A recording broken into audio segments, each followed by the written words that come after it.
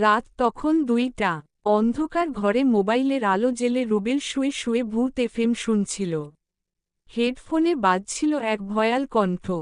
বন্ধু, তুমি কি শুনতে পাচ্ছ? আমি তোমার পাশেই আছি। রুবেল চমকে উঠল। হেডফোন খুলে তাকালো, কিন্তু ঘরে কেউ নেই। বাইরে ঝিঝি পোকার ডাক আর হালকা বাতাসের শব্দ ছাড়া কিছুই শোনা যাচ্ছে না। আবার হেডফোন কানে দিল। ভূত গল্প চলছিল। এই রুমের আয়নাটা দেখো। যদি ভালো করে তাকাও, নিজের ছায়া দেখতে পাবে না। রুবেল ধীরে ধীরে মাথা ঘুরিয়ে আয়নার দিকে তাকালো। সাথে সাথেই তার গা শিউরে উঠল। আয়নায় তার প্রতিচ্ছবি নেই। হাত পা অবশ হয়ে এল রুবেলের। শরীর যেন হিম হয়ে গেল। ঠিক তখনই আয়নার ভেতর থেকে একটা চাপা হাসির শব্দ এল। আমি তোকে অনেক আগেই দেখে ফেলেছি। রুবেল চিৎকার করে লাইট জ্বালানোর জন্য উঠে দাঁড়াল।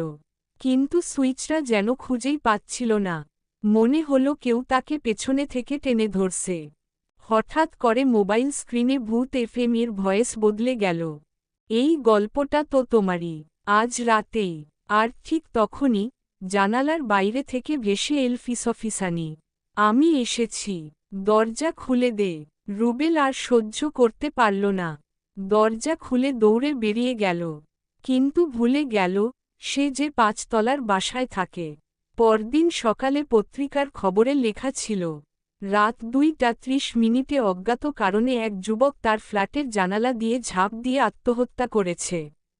তবে আশ্চর্যের বিষয় হল, তার মোবাইলে চলছিল ভূত এফএম এর এক ভয়াল পর্ব, যেখানে বলা হয়েছিল, আজ রাতেই শেষ।